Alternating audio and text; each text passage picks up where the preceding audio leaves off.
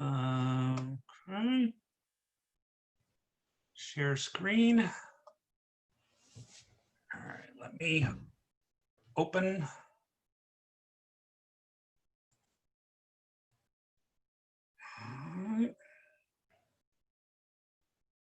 Are you listed as the host for this meeting?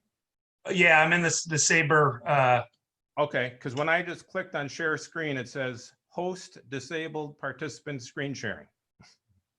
Yeah, I can still make you the co-host if we need to. All right, okay. Let me do that first, then we'll take it from there. All right, you're the co-host. Now I'm going to try to share my screen.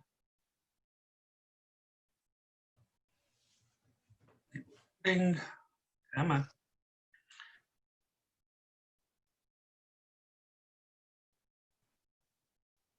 All right.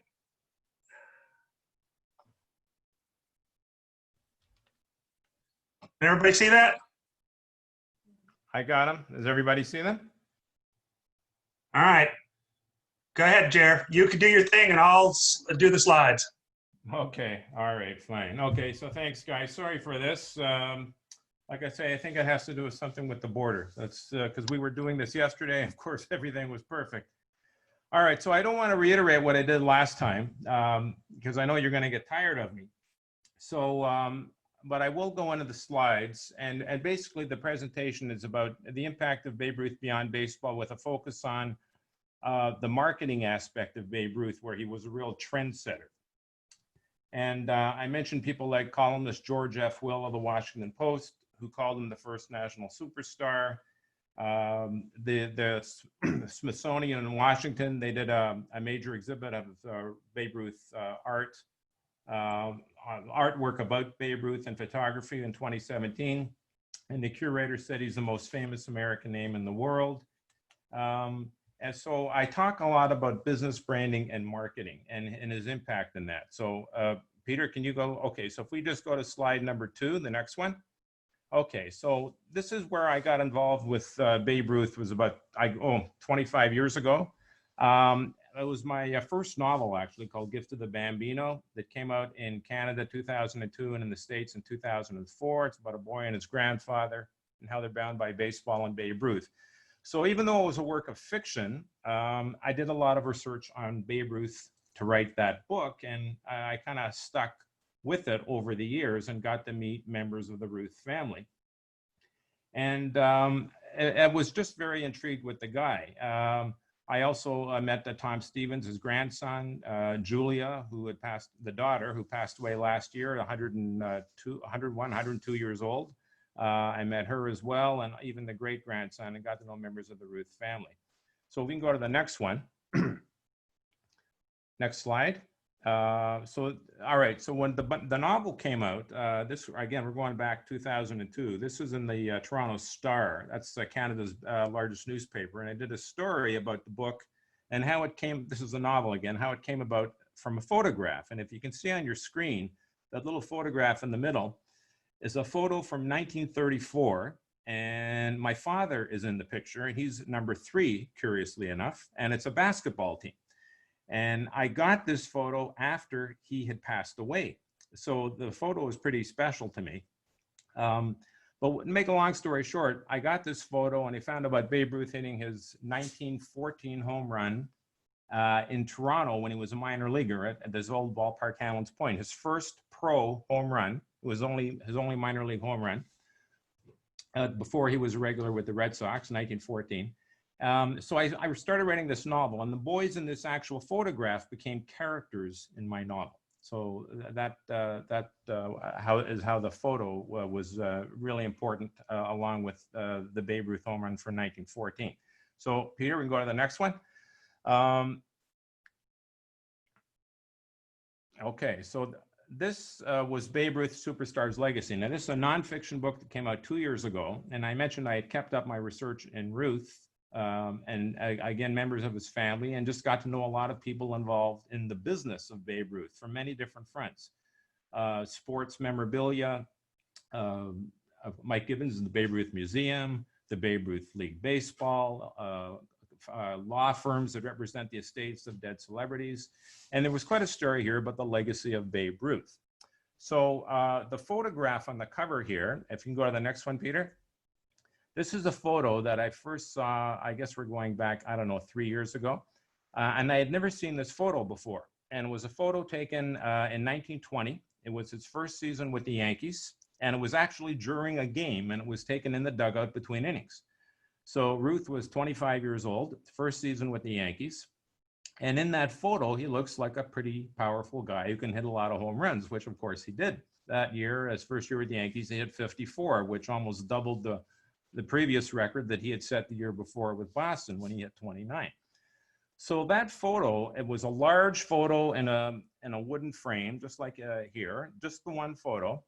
And when I saw it, I was really intrigued with it. And I found out it was owned by a guy named Scott Ireland, businessman who's a collector.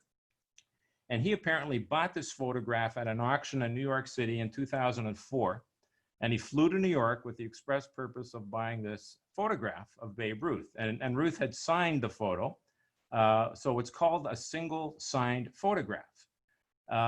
He bought the photo for $149,500 at this auction. And that was the first single signed photograph of anyone, of any person from any walk of life, anywhere in the world that ever fetched over $100,000. So, you know, we're into the Babe Ruth League of Records here. So that was the photo that we used in the cover. And he gave us permission to use it, which I was very thankful for. So that was the cover of the book. All right, so what I was going to do now is just go very briefly through the chapters in Babe Ruth, the Superstar's Legacy. Okay, Peter, so go to the next one. All right, these are all the chapters, and we can keep going to the next slide. The foreword was by Tom Stevens, Babe Ruth's grandson. This is a photo of Tom with his mother, Julia. This would have been in 2008 at the last game at the original Yankee Stadium, the house that Ruth built. And she threw out the first pitch of that game. I think she was about 91, 92 years old. And she was the guest of honor along with her son. She threw out the first pitch. So Tom wrote the foreword to the book. Tom is an engineer, lives in Nevada. And he mentions in the foreword and has told me many times about he's traveled all over the world, the Middle East, Thailand, Australia, and how Babe Ruth is known everywhere. Afghanistan, you know, I mean, everywhere he goes, Babe Ruth is known. All right, so we'll just go through very briefly just through the chapters in the book. It starts off with the Enigma. This is artwork of Babe Ruth. And I start with actually the exhibit at the Smithsonian in 2017. Again, the curator, a PhD in history, expert on American presidents in the Civil War, not a sports guy. And he told me Babe Ruth is the most famous American name in the world, which I thought quite a profound statement from a guy like that. So Peter, if we keep going to the next chapter, Daddy's Girl, that would be Julia, the daughter. And this would have been taken in the 40s after Ruth retired. That's Julia sitting with Babe Ruth at their home. And I spent an afternoon with her when she lived in New Hampshire, and it was, to say the least, a remarkable afternoon. And there's a room there called the Den, and they had all this Babe Ruth and Ruth family paraphernalia that would have salivated the people at Cooperstown would have been salivating if they had seen the things that I saw that day. It was just amazing. Okay, the next chapter, Peter, chapter 3, gets into the next slide. Okay, that's the legacy. So after Babe Ruth dies in August 1948, I just talk about some of the obituaries. This was an ad that Hillerk and Bradsby Baseball Company ran, full-page ad in major newspapers. And I just talk about some of the things that were being said about Ruth, not only in the States and in North America, but actually around the world when he died. Okay, next one, Peter. We then get into the face of Cooperstown, and I haven't been there, I guess, about 2 years now, but if you go to Cooperstown, it's clear that Babe Ruth still, to this day, is the face of Cooperstown. He's featured more than anybody else. You see the plaques where the Hall of Fame plaques are. There's a statue of Ruth and Ted Williams. There was an artwork exhibit. They have a young Babe Ruth. They have a large painting of the called shot home run up on the second floor of the museum. And he's just he's just everywhere. And it's quite amazing because I don't think this is true for any other sport where it's mostly current stars that dominate, but not so much the case at Cooperstown. Okay, Peter, with the next one, we get into, well, this will be close to Peter's heart. I talk about the Babe Ruth Museum and journey of Michael Gibbons, who was executive director of that institution for something like 37 years. And I spent some time with Mike. I always say that he probably knows more about Ruth than anyone. And Peter, you may recognize this. This is taken from the museum. And this is, as far as I know, the first known autograph of Babe Ruth, taken when he was at St. Mary's Industrial School. And they found this in the floorboards in the chapel there. And he was about, probably about 12 years old. And on the right, you can see it says George H. Ruth, world's worst singer, world's best pitcher. And he was about 12 years old. And it was spelling mistakes and all. And Peter, what do you think that would be worth if we could sell that? Any idea? So, it would be quite astounding. So the first known autograph signature of Babe Ruth. All right, so we go to the next one. Next chapter in the book is, it's about the Babe Ruth League, which got going in 1952, 4 years after Ruth died. Of course, this year with COVID, it's been a year unlike any other, but under normal circumstances, you've got more than 1 million players, kids 4 to age 18, boys and girls. And you even have for physically challenged as well. So there's over 1 million players, 2 million volunteers, 3 million people involved in the Babe Ruth League. It's a huge and not-for-profit baseball softball organization. Okay, Peter, next one. Well, I call it What's in a Name. That actually is a 707, a Norwegian Airlines, one of their planes, and they call it the American Heroes Program. And they started this in 2017, 3 years ago. Again, we're talking pre-COVID, of course. And in their American Heroes Program, they were putting the likenesses of famous Americans on the tail fins of their jets crossing the Atlantic going to US destinations. And Babe Ruth was the first American hero. And there's Ruth on the tail fin. It says American athlete Babe Ruth, and he was the first one. So until COVID, you know, Babe Ruth was going across the Atlantic numerous times every day on these planes. Okay, next one, Peter. Business bucks and the Babe. The sports memorabilia, sports collecting industry today is more than $1 billion industry. Billion, that's how huge it is. And Babe Ruth is far and away the #1 commodity in that world. This baseball here, which is a single signed baseball. Now, if Lou Gehrig signed a baseball along with Babe Ruth, the value of the ball goes down. If it's a single signed Babe Ruth baseball, it's worth the most. And this particular baseball, which I believe was sold at a sports convention show a number of years ago, sold for almost $400,000 for a baseball. Unbelievable. And like I say, he's far and away the #1 commodity. When I was doing research on my book, I came across this website. Now, some of these things might be a little outdated, but this is a few years back, and they had the 15 most valuable sports items ever sold for any sport in the world, any athlete in the world, from any country in the world. Babe Ruth had 7 of the top 15 items in that list, which was quite amazing. Okay, Peter, next slide. We go to, there's a chapter about the world record jersey, and even this record has been broken. This is a whole chapter dedicated to an auction held in 2012, when this jersey that Ruth wore in 1920-21 season sold for a then world record $4.4 million. Last summer in 2019, that record was broken when, guess what? Another Ruth jersey sold for $5.64 million. Nothing else is even close. Okay, Peter, next one.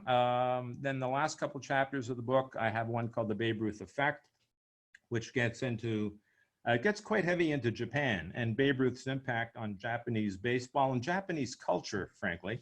I had interviewed Mr. Ryozo Kato, who was the former Japanese ambassador to the United States when George H.W. Bush was president. And George W. Bush, I guess, rather, and he later became the commissioner of Nippon Professional Baseball, the big leagues in Japan, and he gave me the term the Babe Ruth effect, and I thought that was quite a statement about how he affected the culture of Japan. After the 1934 tour, when the American League All-Stars went to Japan, Ruth was on that trip and made quite an impact, to say the least, in Japan. Okay, Peter, next one. This is the last chapter in the book, which is just called The Legend, the Hero, the Man. And it looks at some of the statues and plaques about Ruth across America and across the world. And this is the statue of Ruth at Camden Yards in Baltimore. 16-foot bronze sculpture of Babe Ruth went up in 1996.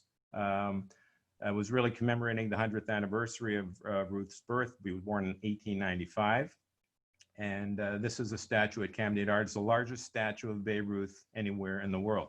Curiously enough, there is no statue of Babe Ruth in New York City, which I find quite amazing when you think about it. Superstar athletes in their respective sports, you know, Michael Jordan, Wayne Gretzky, soccer stars, and yet in New York City, there is no statue of Babe Ruth. I just find it rather amazing. Okay, Peter, if we go on to the next one. So here I talk about some of the impact of Ruth, again, on culture and also as an inspiration. Brent Stevens is a great-grandson of Babe Ruth, the great-grandson, and he runs a website called BabeRuthCentral.com, and they have a company called BR Goods. And one of the things they do is they sell T-shirts with Babe's well-known sayings across the chest, like, "It's hard to beat a person who never gives up," for example. That's one of the, I think actually that is the biggest seller of all those jerseys. Okay, Peter, we go to the next slide. This is Robert Ripley, who later, of course, created Ripley's Believe It or Not. He was a cartoonist, and this would be from, I believe, 1922. This is in the New York Evening Post, full page.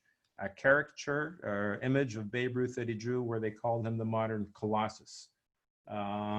So this is the kind of impact he had in those days, where he was probably not just the most famous baseball player or athlete, but probably the most famous American, certainly during the 20s and the 30s. So, so when we talk about the impact of Ruth beyond baseball, I like to call it a perfect storm, because when he was traded from the Reds, or traded/sold from the Red Sox to the Yankees in 1920, I call it a perfect storm because first you had the dawn of the Roaring 20s, and you had new technologies like the teletype machine, talking pictures, the transmission of the human voice, and the result is that Ruth was everywhere. You had the phenomenon of consumption taking over, where people were products for people to consume. Advertising, public relations, those industries really took off in the decade of the Roaring 20s. It was a lot of excitement. America and its allies had come out of the Great War, World War I. So there was a lot of excitement. The place, New York City. I mentioned the place. New York City at one time had 18 daily newspapers going at once, if you can believe that. And during the 1920s, New York was definitely the place where people came to make their dreams come true. And the third element of that perfect storm is this charismatic, larger-than-life personality of Babe Ruth. And all these things came together, and a legend was born. So let's go to the next one, Peter. So this just shows kind of the impact that Ruth had. This would be in the 1920s, and I believe the second one is in the 30s. Vanity Fair on the cover, Popular Science, Babe Ruth's home run secret solved by science. He was just in your face everywhere, and it's unbelievable. Today we have, sports writers who cover teams. Well, one of the New York papers had a sports writer, and his beat was just to cover Babe Ruth. It wasn't even to cover the Yankees. It was just to cover Ruth. And Ruth gave him a lot of ink, for sure. So it was certainly a fishbowl kind of life for him. Okay, Peter, if we go to the next slide. Now, Christy Walsh was really instrumental in making Ruth the brand that he became. And what Christy Walsh did, Christy Walsh was actually a cartoonist and an advertising guy. And at one point, he was out of work. And he started ghosting for famous athletes and eventually built a syndicate of 34 writers representing famous athletes. Most of them were baseball players, but not only baseball players. You had football players, Newt Rockne, Eddie Rickenbacker, you know, from the other sports as well. But Ruth was definitely the biggest name. And he was ghosting for Ruth, and the syndicate was, and they associated the Ruth name with excellence. So this is where, even to this day, they say, you know, LeBron James is now the Babe Ruth of basketball. Warren Buffett is the Babe Ruth of investing. You go on and on. If you're the Babe Ruth of something, you're the best. And I really don't know anyone else from any walk of life whose name is used in that way. And the fact that it's today, more than 70 years after his death, it's quite amazing, because it still is like that. Okay, Peter, if we go to the next slide. Also with the help of Christy Walsh, she made Ruth a pitchman who sold everything. You think of athletes, you know, Michael Jordan, other prominent superstars, and things that they have sold. They all pale in comparison rather, to what Ruth did. The guy sold absolutely everything. This is just an example with sweaters, caps. There's the original Breakfast of Champions, Babe Ruth underwear, you name it. He would go into a city and they would have him sell cars right on the floor for, you know, from 2 to 4 in the afternoon, or, you know, before or after a baseball game, and he'd be there selling cars for the dealer. This is the kind of thing he did, and this is how he lived his life, and it was amazing in the 20s and 30s what he did nonstop. Okay, next slide, Peter. So this now just traces after Babe Ruth died. He died in 1948, and it shows how his name has been perpetuated. I mentioned the Babe Ruth League, which got going 4 years after his death in 1952. It was initially called the Little Bigger League. It was for boys playing baseball. And they approached Claire Ruth, Babe Ruth's widow, and asked if they could change the name of the league to the Babe Ruth League. And they did. And of course, things went through the roof after that, and it got to be huge. To mention the organization today, which is actually even international. They bring in teams from China and Philippines and elsewhere. And they say there's more than 3 million people today involved in the Babe Ruth League. Okay, next slide. We go to 1974. The Babe Ruth Museum got going. Babe Ruth Birthplace and Museum in Baltimore, in the very tenement building where Babe Ruth was born in 1895. So that got going in 74. Okay, next slide. We go to 76. The one and only time, it's amazing, Babe Ruth never made the cover of Time magazine when he was alive. But in 1976, 28 years after his death, he did make the cover of Time magazine. Why? It was, I believe it was in April of that year, Yankee Stadium had just been refurbished. And this would have been spring, just beginning the baseball season. And they put a caricature of Babe Ruth sitting on top the refurbished Yankee Stadium with the fans coming through under his feet. You know, Reggie Jackson was pretty big with the Yankees in those days and other superstars, but Babe Ruth, who left us in 1948, was the guy they put on the magazine.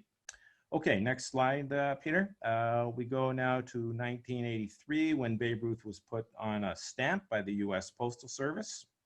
It was a 20-cent stamp in 1983. Okay, next slide. 1995, a 3-day conference at Hofstra University, baseball and the Sultan of Swat. Again, that was commemorating the 100th anniversary of Babe Ruth's birth. And I attended that conference at Hofstra, and it was quite something. Mel Allen was there. You had former home run hitters, and one of them was Kiner, I believe it was. And they said, how many home runs do you think Babe Ruth would hit if he was playing today? And they asked him that, and he said 20. And he said, and the guy said only 20. And Kiner said, yeah, but you know, he'd be 100 years old. So that was a bit of a laugh at the time with the crowd, but I tell you, it was quite a conference. You had announcers, baseball people, historians, a physicist. A physicist was there doing a session on the dynamics of Babe Ruth's swing. So they got into absolutely everything with Ruth, and his daughter Julia and grandson Tom were at that conference as well. And they said 100 years after his birth, he's still a major influence on things intellectual, educational, and cultural. Okay, next slide, Peter. We go to 1996. This is when the statue at Camden Yards was unveiled. The sculptress who did that, her name was Susan Lurie. And I did an interview with her, and she explained to me how doing that, how getting that commission changed her life. And she was not a sports person. When she got this commission a year earlier, she had never even attended a baseball game in her life, if you can believe it. But she got to know members of the Ruth family and started researching him. And she's the one who did this incredible statue of Ruth in Baltimore. Okay, next slide. He's a second time he goes on a U.S. stamp from the U.S. Postal Service, 32-cent stamp in 1998. All right, next one after that. 2002, Sendai City, Japan.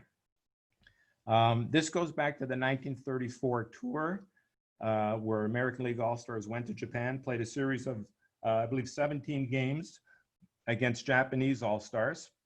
And at this time in Sendai City, Babe Ruth in that game hit 2 home runs in the game. In 2002, they erected a statue in the city. I thought this was actually where home plate was, but apparently it may not be, but near where the stadium was, or on the grounds where the stadium was at the time in 1934. And they erected a statue of Babe Ruth in 2002. Next slide, Peter. I mentioned Ryozo Kato, a former Japanese ambassador to the U.S. He sent me this photo. He said Ruth laid the foundation for the game of baseball to become a significant part of Japan's national culture. And he sent me this photograph, and I didn't realize it at the time, but to his left is Shohei Ohtani, who was the big hitter in Japanese baseball. I think he was only about 17 or 18 at the time, a few years ago. So he sent me this photo. When I realized Shohei Ohtani was in the photo, I thought maybe we should put that in the book. So we did. All right, next slide, Peter. Now I mentioned how I got involved with Babe Ruth, this home run at Hanlon's Point in Toronto, which was in 1914. In 2006, I was involved in an event when the New York Yankees were in Toronto to play the Toronto Blue Jays. And we had an event, and members of both teams were there, as presided over by Paul Godfrey, who was the president of the Toronto Blue Jays. And we were over at Hanlon's Point. These are the Toronto Islands, which is off the mainland of the city, out in Lake Ontario, and that's where the old ballpark was. And 2 plaques were set up. One of them about the Babe Ruth home run, September 5th, 1914, which Canadians like to say was his first professional home run in an official league game. There's many proponents saying their first Babe Ruth home run in inter-squad game and everywhere else, but this was his first pro home run in an official league game. So we did a plaque about that, and there's some photos of the old ballpark there, and a picture of Babe Ruth when he was with the Providence Grays. He was a pitcher, of course, and he pitched one end of a doubleheader, a 9-0 shutout, a 1-hit shutout, and he hit a 3-run homer, his only home run that he ever hit in the minor leagues. Okay, next slide, Peter. This is the jersey in 2012 that went for the $4.4 million. And I mentioned a whole chapter in my Superstars Legacy book is about that auction. I probably should add another chapter because last year that record was broken with another Ruth jersey. It was an auction held at Yankee Stadium in June of 2019, and that jersey sold for $5.64 million, so another record. Okay, slide after that, Peter. This is from the Smithsonian. I think it was about a 10 or 11 month exhibit from 2016 into 2017, where they dedicate one hall or a room in the Smithsonian National Portrait Gallery to a famous American who had major influence on American history and culture. People like Abraham Lincoln, George Washington, Martin Luther King. I believe they did one on Ronald Reagan, and they did one on Babe Ruth. And it's not a large list. It's a very select list, but that's the kind of company the man keeps. Okay, next slide, Peter. We go to 2017. I mentioned before the Norwegian Airlines, where they put Babe Ruth on the tail fins of their jets. And if those flights resume soon, we'll be seeing Babe Ruth going across the North Atlantic again. Next slide, Peter. 2018, in November 2018, Babe Ruth posthumously received the Presidential Medal of Freedom. His grandson, Tom Stevens, accepted that. and then later donated that Presidential Medal of Freedom to the Babe Ruth Museum. I did a story about this, that he's deserving of the Presidential Medal of Freedom. Next slide, Peter. We go to, oh, well, this is kind of cool. I saw this ad in a Toronto newspaper, a full-page ad, and it said, his finger called the shot, next up your prostate. And I said, what the heck is this?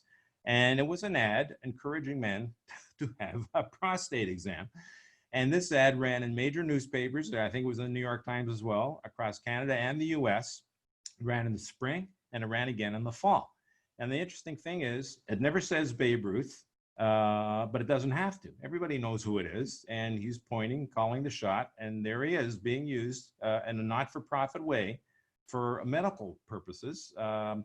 And it's the called shot home run. So when I saw that, I thought that's pretty cool. And I actually kept a copy of that full page ad. Okay, next page, next slide rather. This was the jersey last year. It looks similar to the other one, but it's a different jersey. It sold for $5.64 million at Yankee Stadium in auction in June of last year. Okay, next slide. Now, this is ironic. I had this ad, it was earlier this year. I saw this photograph of a t-shirt you can buy with Ruth Bader Ginsburg on it, and it says Babe Ruth. And I thought that was pretty significant. Of course, since I last showed this, she has passed away, but is obviously still very much in the news. But I thought it's significant that there's the likeness of Ruth Bader Ginsburg, and what do they say on it? It says Babe Ruth. Okay, Peter, next slide. Yes, how Babe Ruth beat a pandemic twice. In 1918, the Spanish flu raged across America and the world. 50 million people died. Something like 670,000 Americans died that year. Babe Ruth caught the Spanish flu. And in fact, he caught it twice. And that year, the season was shortened because of the Spanish flu. And the World Series was played in September as opposed to October. It was a shortened season. And in the World Series, Babe Ruth pitched. He was playing with the Red Sox, and he won 2 games. And he was so ill. In the fall, he caught the Spanish flu a second time. He also caught it in the spring. And he apparently, I saw from old newspaper reports, he was so ill in the games he was pitching, he had to lie down on the bench in the dugout and rest between innings, lying down on his back because he was that beat. But he still won 2 games. And of course, the Red Sox won the World Series. So I thought that was pretty significant in light of what's been happening today, how Babe Ruth beat a pandemic twice. Next slide, Peter. We go to, back on February 1st, I was in Detroit. And this fellow on the right here, he holds the annual Babe Ruth birthday party. Babe Ruth's birthday, February 5th. And this was at a well-known sports bar in Detroit. They must have had about 1,000 people there that night. And it was quite an evening. So I'm there in the middle. That's Tom Stevens to my right, Babe Ruth's grandson, and his son, Brent Stevens, there, and the gentleman who hosted this. And it was quite an evening. Babe Ruth crazy. Next slide, Peter. This is the kind of poster they had there where you see Mount Rushmore, and they've got Babe Ruth and Mount Rushmore. This was one of the posters in the bar that night. Incidentally, it was Mike Givens of the Babe Ruth Museum who told me. He said, if there was a Mount Rushmore of Americans, not just presidents, but a Mount Rushmore of Americans, Babe Ruth would be on it. And I thought that was quite a significant statement as well. Okay, next slide, Peter. Now, this is a list, a partial list of organizations and companies that have used or still use Babe Ruth for promotions, for advertising, for marketing purposes, to sell products, to sell services. And there are some pretty big corporate names in this list: Sony, Chevrolet, Bud Light, Boeing, Mercedes-Benz, Nestle, Pepsi. There's countless names, and this is just a partial list. Coors Light, Absolute Vodka, Visa, Citibank, Nike, Adidas, goes on and on and on. And there's a company in Indiana that represent the estates of deceased celebrities. And the deceased celebrity that sells more today than anyone else, their number one client is Babe Ruth. And it's amazing. The last played a baseball game in 1935, passed away in 1948, And here we are in 2020, and he's still at the top. It's something else. Next slide, Peter. Now this is, when I did my presentation last time, I couldn't show this. This is a special commission painting done of Babe Ruth and Josh Gibson. Josh Gibson, who was known as the Black Babe Ruth, hit over 800 home runs in his career, but never played in the majors because of segregation. Now, Babe Ruth was a guy who openly challenged this in the face of Major League Baseball. He played with and against Black and Latino players in exhibition games, barnstorming tours, as early as 1918, when he was still with the Red Sox. And he did that throughout his career, much to the chagrin of Major League Baseball, which of course was segregated until Jackie Robinson made his appearance in 1947. So what happened here is a number of years ago, Brent Stevens, the great-grandson of Babe Ruth, and Sean Gibson, the great-grandson of Josh Gibson, met at a wedding. A mutual friend was getting married. They became friends. And they commissioned this painting of their great-grandfathers in their uniform sharing a field, which never happened, right, because of segregation. But I think this is a pretty cool story, and they sold limited edition prints of this painting, and the proceeds went to the Babe Ruth League, not-for-profit, and the Josh Gibson Foundation for Underprivileged Kids in Pittsburgh. So I think that's quite a cool story. And we used that photograph in my book as well. Peter, next one. Okay, and this is just what some of the many people I've interviewed about Babe Ruth, what they say. James Barber, curator at the Smithsonian, the most famous American name in the world. Joe Orlando is one of the leading figures in the sports collecting, sports memorabilia industry, which I mentioned earlier is $1 billion industry. He says there's two categories in the business. There's Babe Ruth and there's everyone else. Pete Enfield, president of the Luminary Group, which represents the estates of dead celebrities. From a licensing perspective for a sports legend, he is at the very top. Bill Jenkinson, he's a baseball historian and author who's written a few books involving Babe Ruth. And he also gave the eulogy of Babe Ruth in 2008 at St. Patrick's Cathedral in New York City, was commemorating the 60th anniversary of the passing of Ruth. When Ruth died in 1948, there was no eulogy. So Bill Jenkinson gave the eulogy in 2008. And in that eulogy, he said we should recognize his greatest contribution to our common American heritage. It wasn't the baseball records, but his legacy of hope. Columnist George F. Will called him the first national superstar. Roger Angell, celebrated baseball author, who just turned 100 a few weeks ago. Well, good for you, Roger. He called Babe Ruth the model for modern celebrity, and he was. Babe Ruth took this formula of personality, marketing, and technology and combined it and made it work. And that formula still applies today. And Mike Gibbons of the Babe Ruth Museum called him a cultural icon, not a sports icon. And then finally, I think the last slide here, Peter, we just talk about my Babe Ruth Master Marketer podcast series. And I was going to show you this 3-minute reel, which is basically tells you a little bit about this podcast, but it doesn't look like we're going to be able to show that. But if you do go to Babe Ruth Master Marketer, or just go even Google that, Babe Ruth Master Marketer, you will see this, and you can get to the 4 presentations. There are audio podcasts featuring interviews with people like Tom Stevens, Mike Gibbons, Pete Enfield, other people involved in the world and business of Babe Ruth, and also Julia Ruth Stevens, by the way.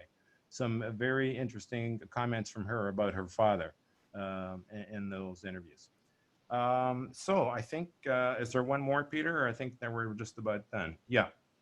So if you want to talk to me about my book or email me, you can do baberuthmm@gmail.com. And I guess I'd be very happy to answer any questions. I'd like to comment. One of the great pleasures of being a member of the Society for American Baseball Research is listening to people explain their research. It's been a really great pleasure. Thank you. You're welcome. Go ahead, Grady. Yep. I just had one question. I seeing the cover of that Time magazine. Yeah, 1976. Yeah. Yeah. Does anybody know, or do you know who did the cover? Who was the artist? Good question. I could probably find that out. I don't believe I know who did it, but I'm sure I could find that out. Okay. There would be original artwork of it. When I first saw that, actually, was one of the things we considered putting in my book, but you have to pay Time Magazine to do that. So we were looking at our costs as well, of course, but I'm sure you could find out who did that. Yeah. In fact, that at the Smithsonian, I don't know for a fact, but when they had that exhibit of Ruth at the Smithsonian in Washington, I wouldn't be surprised if that cover was part of that exhibit, because the exhibit was all about photography of Babe Ruth. And keep in mind, he was the most photographed person in America in the 1920s, without a doubt. So it was about photography to do with Babe Ruth and also artwork to do with Ruth. So I wouldn't be surprised if that was part of that exhibit as well. Yeah. I have more of a comment than a question. Yeah. I read the biography of Babe Ruth written by Ford Frick, Okay. Yeah. and a long time ago. I was just a kid. Yeah. Yeah. One of the things that I remember most in it is that he had come across some nuns of a religious order in the Caribbean who had heard of Babe Ruth, but had never heard of baseball. Really? Wow. I Wow. thought that was pretty amazing. Well, I haven't heard. I thought you mentioned nuns, or you're going to tell me some story about Babe Ruth here, but no, I had never heard anything like that. That's quite a story, and well, it tells you something. In the foreword to my book, Tom Stevens, a grandson, goes into this in some detail. How he was an engineer building bridges for the U.S. Army in Afghanistan. People in Afghanistan know who Babe Ruth is, which I found unbelievable. Thailand, different countries he goes to. And cricket, in Australia, the #1 cricket player apparently is known as the Babe Ruth of cricket. So, some unlikely places he still is known. So it gives credence to what the curator at the Smithsonian said, that he's the most famous American name in the world, and he just might be. Well, you know how people say sometimes they use Cadillac as or they used to, certainly when I was a kid, they used Cadillac as the paragon. Maybe So now it's the Lexus now, I don't know. So maybe not Lexus, but if you use that, you could say that Cadillac is the Babe Ruth of cars. Yeah. Yeah, it's true. And I think it was Mike Gibbons of the Babe Ruth Museum. We were talking about the use of the Babe Ruth name, and he mentioned, I know I did, this was in an interview with Mike Gibbons, and he mentioned Michael Jordan. And he said for a while that people were saying the Michael Jordan of this and the Michael Jordan of that, but Mike said it didn't stick. Jordan retired, and then he became a figure from basketball's past, to still likely the greatest player ever. But he said it didn't stick. But with Babe Ruth, it sticks to this day. If someone is a Babe Ruth of such and such, they're the best. And that's something which is to do with his brand, which I think is unique considering how long ago he lived. I had sorry. Yeah. No, go ahead. Go ahead. I had a quick comment. I did not realize that the Babe Ruth statue at Camden Yards was the largest of any statue of him. Well, it's 16 feet with the pedestal. So if there is one larger than that, I don't know about it. There's a few other statues of Ruth in Japan and in the States. I think there's one in Florida. But it's not as big as the one at Camden Yards. Wow. Yeah. And what's interesting about Camden Yards, if you go there, they have like this court area where you have these Hall of Fame greats who played for the Orioles and their numbers, and Babe Ruth never played for the Major League Orioles, but he was obviously a son of Baltimore.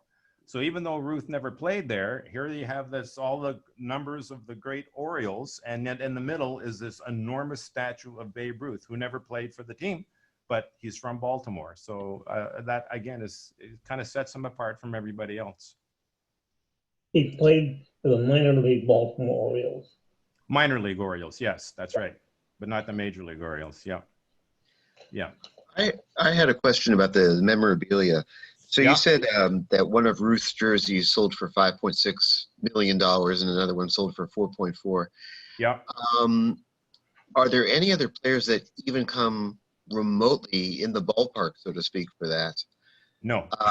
And, and also, do you think there is any other, not just baseball player, but any other athlete who comes close to Ruth's stature, his prominence, how well known he is? Is there anybody else in that ballpark? Well, I guess I'm prejudiced. I don't think so. You know, the names like, you know, Muhammad Ali come to mind. I think it was ESPN a number of years ago made a list of the top North American athletes of the 20th century. And they had Ruth as number 2. And they had Jordan as number 1. And I think Muhammad Ali was number 3, if I recall. But I thought that was interesting. But Nike was, of course, a signatory of Jordan's, I believe still is, Nike. And from what I was told, Nike put a lot of pressure on them to make sure Jordan was number 1. So I don't know if that's true or not, but it might be. But Jordan was not a guy who got involved in politics, for sure. And if you talk about significance beyond basketball and sport, I don't think there's a comparison. I mean, with Ruth went beyond sport. He's a cultural icon. He's a historical icon. He's a marketing icon. And I don't think anybody is close. I think in those terms, maybe Ali might be in the same ballpark. That's what I was going to say. Ali would probably be up there. Yeah. But I think Ruth is still on his own. And you know, he's got this star that, you know, when someone meets a violent death, like Kennedy, Monroe, whatever, Martin Luther King, they seem to take on this, I hate to use the term martyr, but their star seems to be enhanced, right? Enhanced. And it lasts for a while, and then it seems to dissipate. James Dean, the actor, whatever. With Babe Ruth, it has not dissipated. In fact, if you talk to people in the business, it keeps rising. And I don't know anyone else that you can say that of to the same degree from any walk of life. I mean, I really don't know. So that's what is rather unusual about the guy.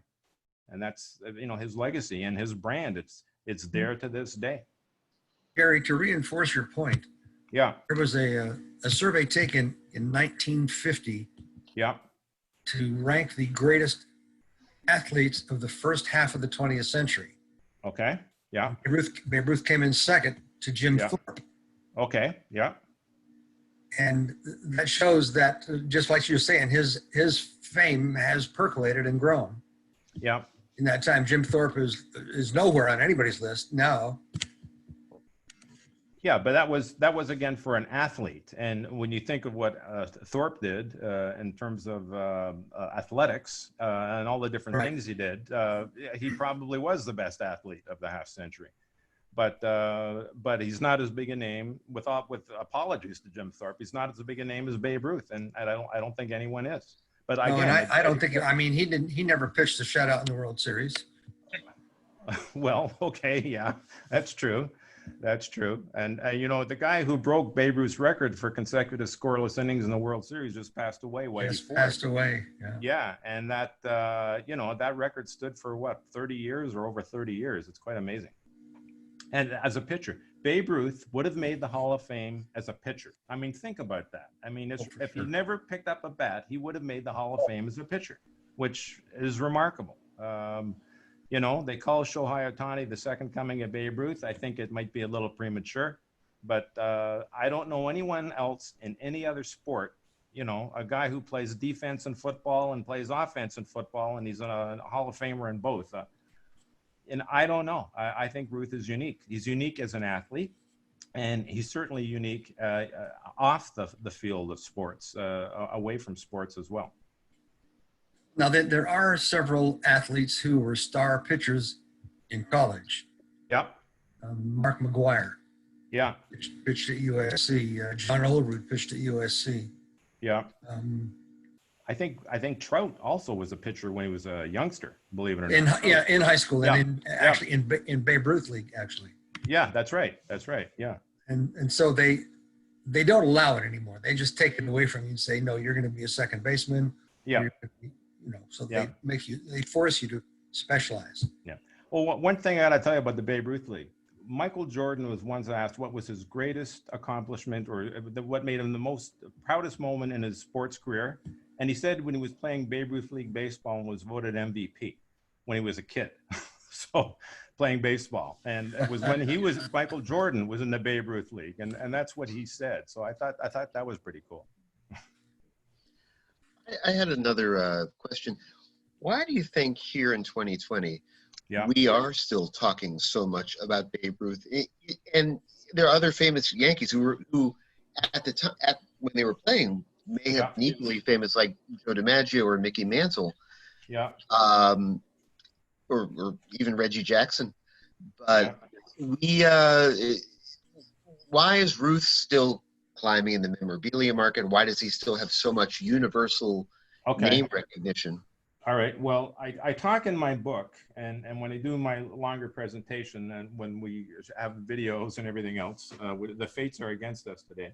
But I talk about the concept of a brand, right? What is a brand? And I've got a definition of a brand, and this is it. A brand is a combination of attributes communicated through a name or symbol that influences the mind of an audience and creates value. The value of a brand resides in the promise that the product or service will deliver. So it's about safety, security, sustainability, and trust. And if you're selling, Mercedes-Benz did one on selling Mercedes, a car of value, they use Babe Ruth. That's why all these companies use Babe Ruth, because of safety, security, sustainability, and trust. And he's got a brand, and the brand is as strong now, maybe stronger than it was before. So I think that's part of the answer to that question. I want to make a point about something that happened to me. 1964. Yeah. Was in Rota, Spain, big naval base there. Yeah.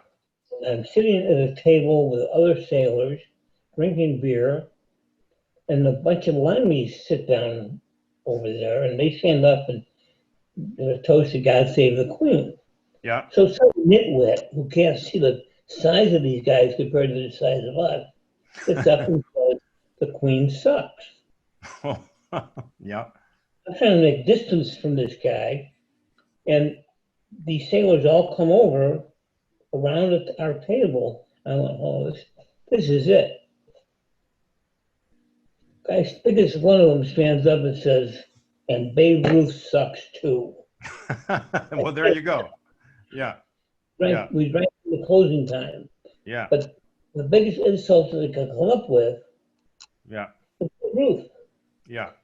Well, I mean, that goes back to World War II, when the Japanese were fighting the American Marines in the Battle of the Pacific. Their battle cry was "To hell with Babe Ruth." That was in World War II. To hell with Babe Ruth. It was not to hell with FDR. It was not to hell with Abraham Lincoln or George Washington. It was to hell with Babe Ruth. It was the most denigrating thing they figured they could say to Americans. And the ironic thing is that Ruth is worshipped in Japan. But there you go. That just sort of adds credence to what you just said. Yeah.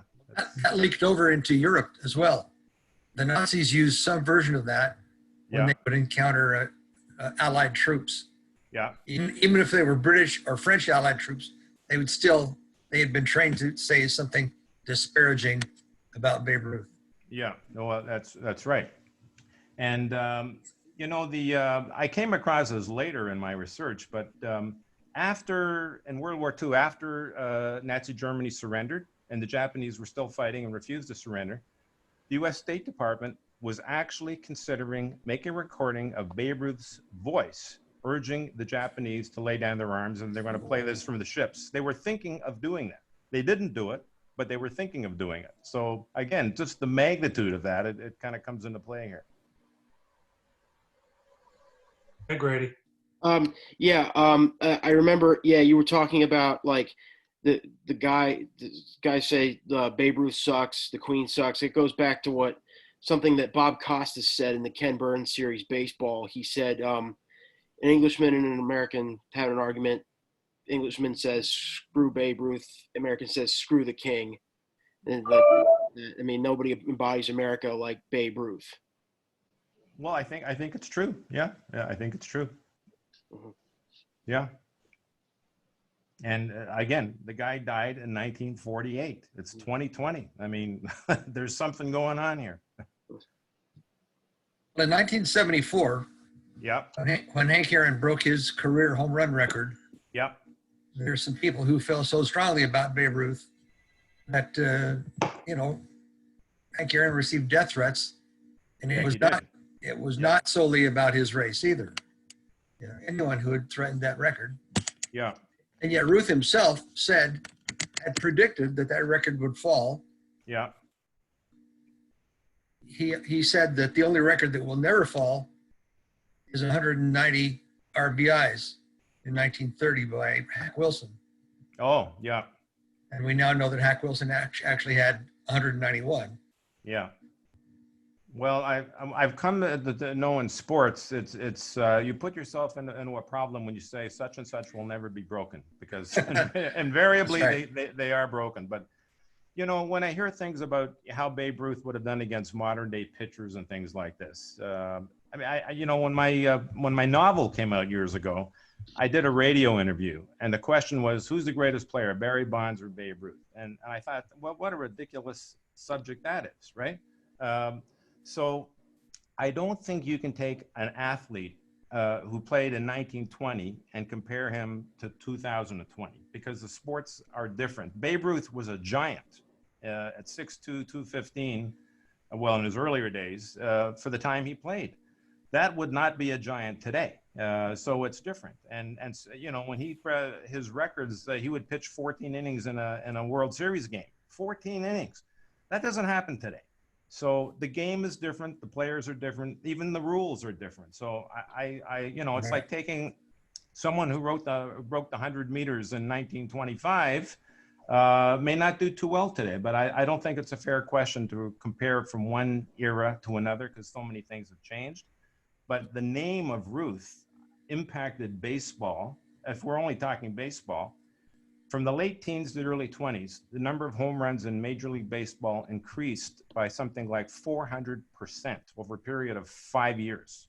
And it was due to Babe Ruth. He changed the game. And I don't think any other athlete in any other sport had such an impact on the sport in so short a time as he did. In any sport, I don't think so. So, and I've been talking mostly about his impact beyond sport. So, like I say, he's a special guy. But he might have just well if he wasn't swinging a 42-ounce bat. If you gave him a modern bat with a thinner handle, he'd make it. And if he didn't eat so many hot dogs and beans, he might have hit a lot of home runs too. So, they talk about, the steroid era and the Sosas and McGuires and those guys and Bonds, Rodriguez.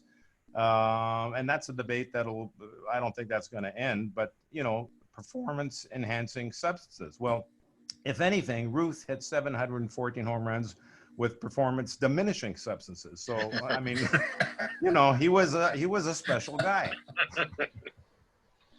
Yeah.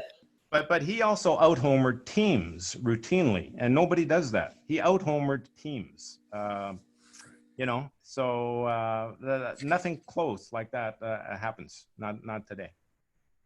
Jerry, do we know who Babe Ruth followed? Who was he a fan of when he was a kid? Was he aware of Delahanty, or was he aware of, I don't know. In terms of athletes? Yes, in terms of baseball players. I know he modeled his swing after Shoeless Joe Jackson. I know that. Right. He modeled his swing after him, but I know the man he most admired was not an athlete. It was Brother Matthias at St. Mary's Industrial School in Baltimore.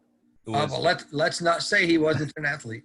He wasn't. Yeah, well, okay, no, all right, but not a professional athlete. Yeah, right, okay. right. You're right. But Ruth said that's the man that he most admired. Was Matthias. Yeah. Who, by the way, was a Canadian. He was from Cape Breton Island in Nova Scotia. That's right. So, yeah. When you grew up in poverty, and he did, in spite of his father owning his school, it's difficult to have heroes. He didn't have a radio. all he had was newspapers, and I'm not sure if he was all that literate. Yeah. Okay. Yeah. So what's your question? No, it was just a statement. I didn't see how he could have heroes in the shape of, we know them, through media. His Oh, only okay. kind of media Yeah. was, the kids. Yeah. Yeah. Well, I mean, the athletes he aspired to, I think boxers, I know he went to hockey games in Madison Square Garden. He went to boxing matches. He was interested. Of course, he was a great golfer in his own right as well. So I imagine there were a number of athletes he admired. But the question of who he admired the most, I don't know. But I do know he modeled the swing after Shoeless Joe Jackson. And by the way, when I had a chat with Julie Ruth Stevens one day about the Black Sox scandal, she told me that Daddy told her that Shoeless Joe Jackson did not know anything about it, because the guy hit in that series that he was illiterate, didn't read or write. He hit something like 370, 375 in the World Series. And Babe Ruth told his daughter that he didn't know anything about it. So for what that's worth, I remember her telling me that. I believe that. Yeah. Do we know which athletes, which baseball players Ruth admired? The ones that came after him, like the other sluggers. Do we know, like, did he appreciate like Hank Greenberg, Ted Williams, those kind of guys? Yeah, sure. I guess DiMaggio too, I would think. So yeah. But like I say, Hank Greenberg, he hit 58 home runs one year, in the early 30s, I think. So that wouldn't have happened. Was it 38? Okay. That wouldn't have happened without Babe Ruth. And if you look at the stats, I think it's like 19 to 23 or something. The number of home runs went up like 400% in a short period of time, and it was due to Babe Ruth, one guy. So, that's impact. That's impact. And the fans, of course, were coming out to see him. I mean, Babe Ruth saved baseball after the Black Sox scandal. I think without a doubt, he saved the game. The game was in the toilet, and he came to the Yankees, and he's hitting home runs. And the number of fans at Yankee games his first season there doubled over the previous year. So that's the impact that he had. And I don't think it has its equal. Yeah. Two questions. One is, who arranged this meeting? Who arranged this meeting? Peter, are you guilty? Why, thank you, Peter. I really appreciate this. The other question is, where can I buy your book? You're muted, Peter. Where can you buy the book? Oh, you can email me. You can buy it off Amazon. That's the book here. It's the Babe Ruth Superstars Legacy. You can buy it off Amazon, or if you want me to sign it, just contact me directly. We can do something. If a number of members of your chapter are interested, maybe we could arrange something with a group thing if there is interest. It's not a big book. It's just over a couple hundred pages, but there's a lot of pictures. And like I say, it goes beyond baseball. So it's about the impact and the legacy of Ruth on many different fronts. I prefer to buy it from you so you can sell an author's copy. I beg your pardon?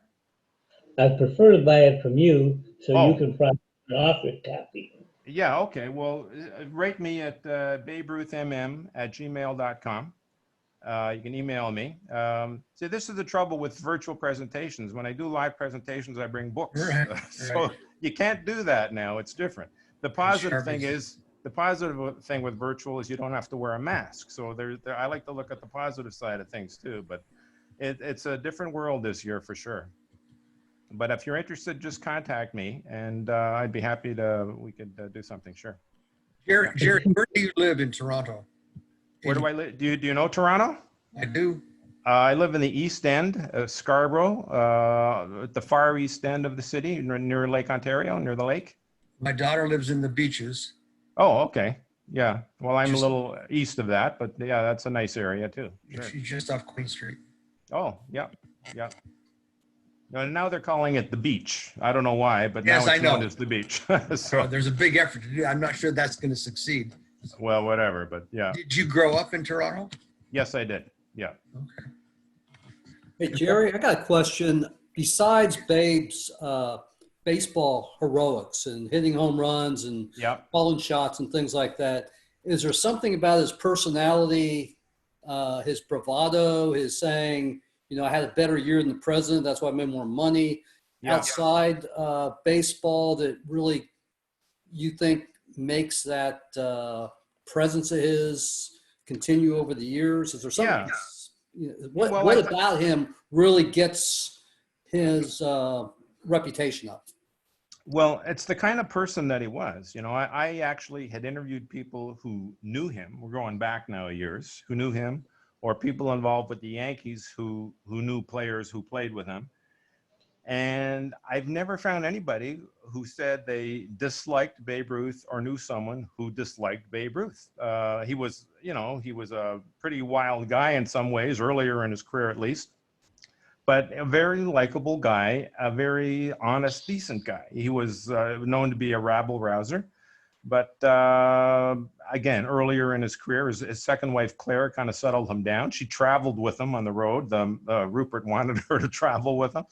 But he was just a very likable guy. And, you know, I once mentioned this about sports shows, you know, where they have players go to sports shows and they sign cards.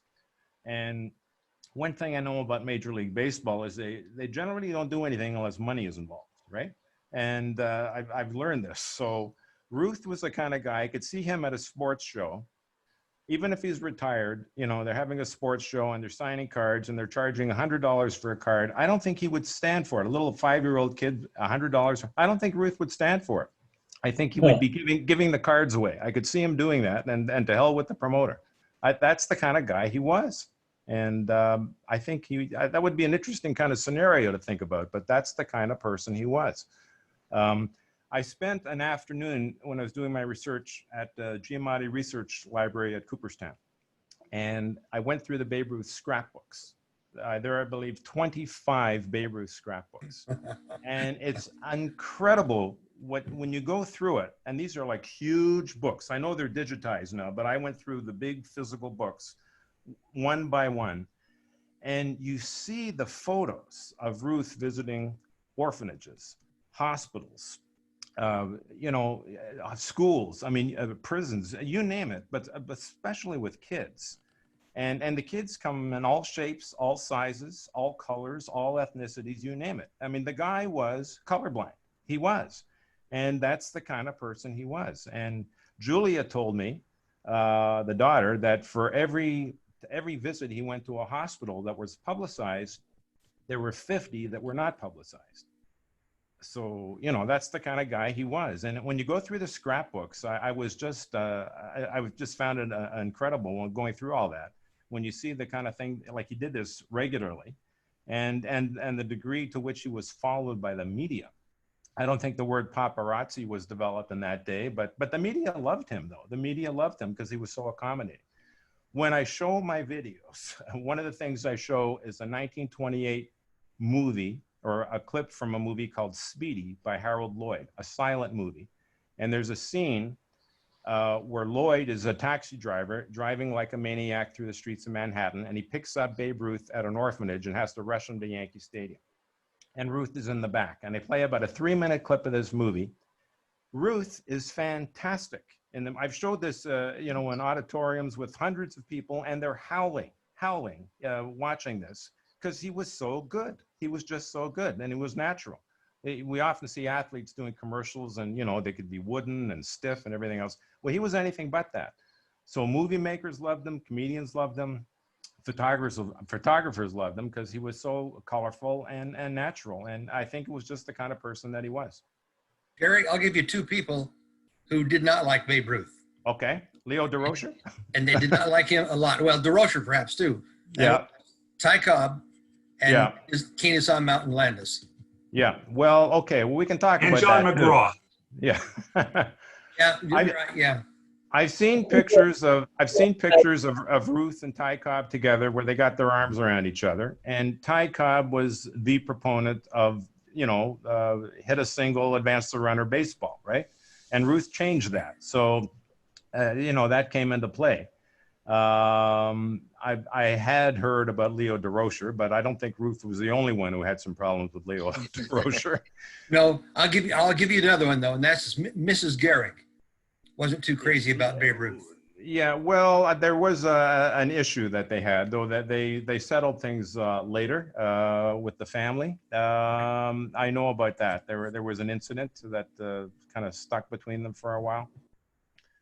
But Ruth was basically a very likable guy, and it wasn't put on. It was sincere. It was sincere.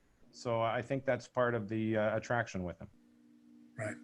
When I talk about Babe Ruth, the marketer, I say, like everything with him was sincere. There's no pretense. And I say, think about marketing without pretense. I mean, that's unusual today.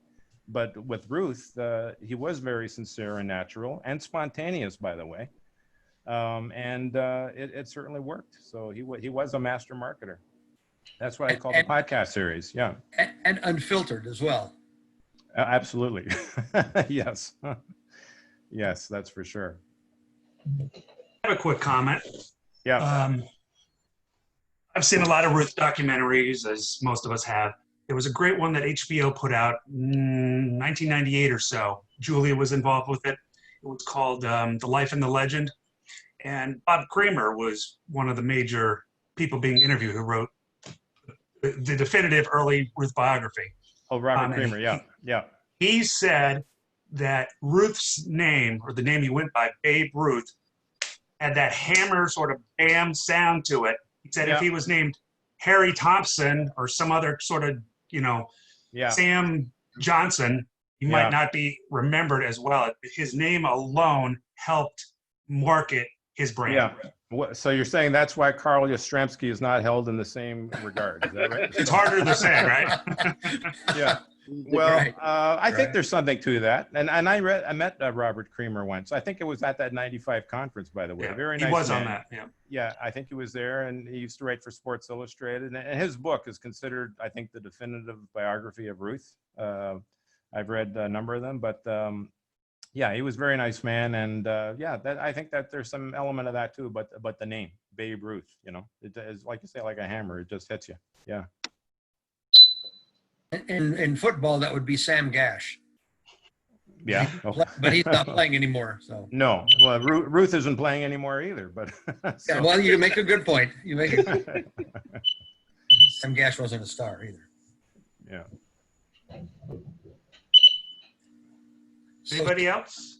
I'm just going to say to Scott, I'll bet you're eager to get back to this current baseball game that Dad's been watching. Me, you're asking? Yeah. Well, I have them all taped, and I've got a room where I can watch the games simultaneously. So, or back to back if I want to. It's a little late to do it back to back, so I'll watch them both at the same time. Okay. Just the sound off between the TVs. Yeah. Right. Okay. Morgan died. What's Sorry? that? Bill Morgan died. Joe Morgan. Yes. Oh, yes, he did. Yeah. He's Yeah, all right. Yeah. Lost a few big ones lately for sure. Yeah. Six in 2020 Hall of Famers. Yeah. Yeah. I need your email address again. What was that? I need you to repeat your email address slowly. Okay. Babe Ruth, mm@gmail.com.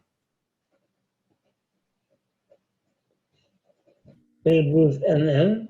Yeah, for Master Marketer, Babe Ruth Master Marketer. Or you can just contact Peter and let him know, and I can send contact information to all of you if you want. We can do that too. Yeah. Okay. You gotta I'll blast your info out tomorrow, Derek. Everybody. Okay, sounds good. Sure. Okay. I'll do it to the SABR only list, not to the Gmail list. Okay, fine, sure. Very good. And don't forget, guys, next week we have a called shot lunch. next Wednesday, so from noon to 2. And we have a gentleman from Alexandria, Virginia, who's a big, he's a SABR member, and Bob Davids, who is a big baseball card collector, and that's going to be his presentation. Who's this and where is it? Dick, it's next Wednesday, 21st at 12 noon. Where? Right where you are right now. Zoom call. Yeah, okay. Yep. So that information will go out tomorrow with the link to the next call. Good And job. We're still looking for presenters for November if anybody's interested. So. Okay. Anybody else? No, I think this has been very good. This was excellent, Jerry. Sorry about the videos, but at least we Thank got you. a couple things in. Yeah, no, good. Thank you for all the questions. Yeah. Yeah, that was wonderful. Thanks, Right up for Mark. it. So have a good night, everybody. See you in the next meeting. You guys have my email address if you need anything. It's peterc@baberuthmuseum.org. So, and we'll be in touch. And the next volume of the newsletter will probably come out, we're thinking early November as well. All right? Okay. Okay. Thank you, guys. Good night, everybody. Night. Stay Good night. safe.